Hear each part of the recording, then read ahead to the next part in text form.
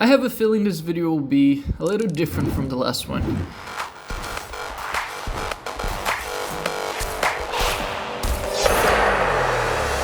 If I said the last game didn't quite deliver in terms of action, oh boy was I served plenty of it here.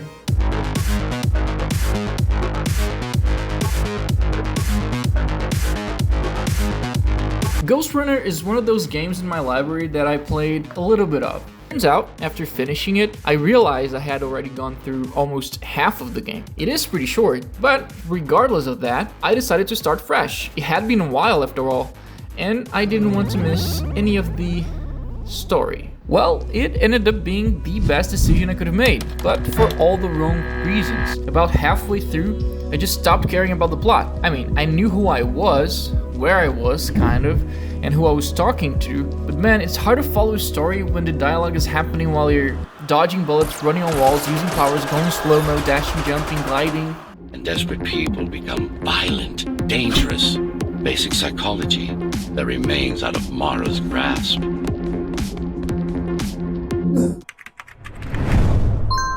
Let's just say you shouldn't play this game for the narrative.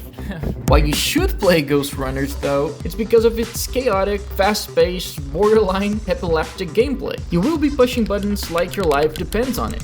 Timing jumps, dodges, and skills with razor precision. I love how one character keeps praising your otherworldly abilities, calling you the epitome of technological mastery, the ultimate weapon, a glimpse into the future of humanity, and yet you can die to the weakest, dumbest goon imaginable. Then again, what do you expect when everyone else has guns and lasers, and you have a sword? It's a pretty cool sword though. Even the main character seems confused about its own design, and he questions its architect, the person who made this body of his.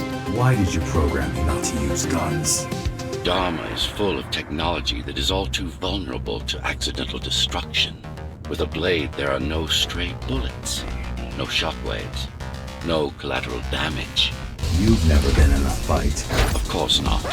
But that's exactly why Ghostrunner was so much fun for me. You are fragile. Every decision matters. One misstep, a dash too early, or a jump too late, and you're toast, you're dead. And because there are usually multiple ways to approach each group of enemies, you're constantly thrown into these trial and error loops. Emphasis on error, by the way. I genuinely don't think I've ever died this much in any game before.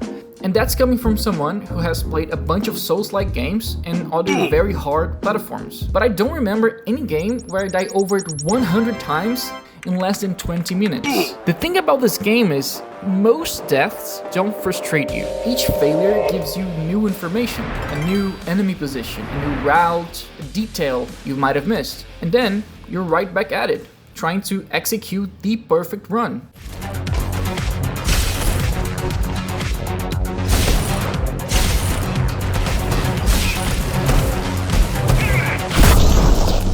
There is no significant backtracking in this game. You try, you die, and then you respawn right back into the action. It's pretty straightforward, and I really like that. And when it clicks, when every dash, slash, and wall run is perfectly timed, it feels very good.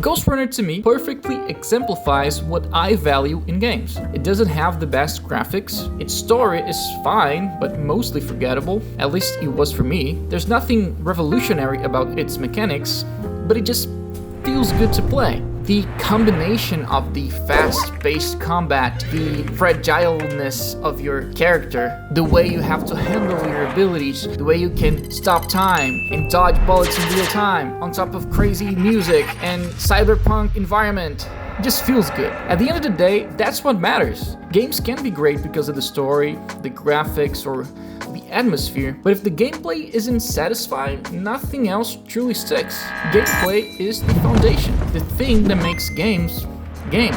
And it's crazy to me how often it is overlooked in favor of less essential elements. Sure, Ghostrunner isn't an award-winning masterpiece, but it nails what matters most. And before I wrap up, I need to talk briefly about this game's speedruns. This is one of the games where after a Lucky Clean session, you think, why is there no competitive scene for this? I'd be the gold. So I went on YouTube and started watching a few speedruns. These players are on another level.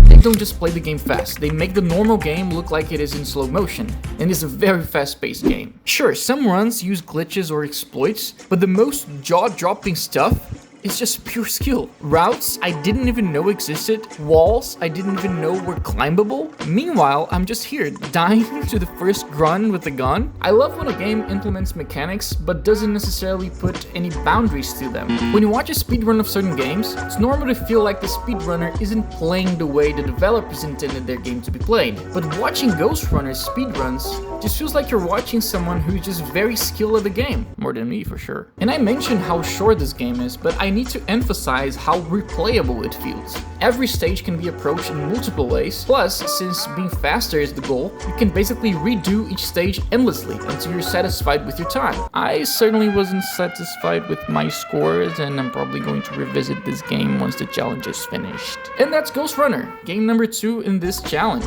It went by quicker than I expected, so I think I'm ready for a longer game next. If you like this and you want to follow the journey, please leave a like, subscribe, and do all that. Thank you very much for watching, and see you in the next video.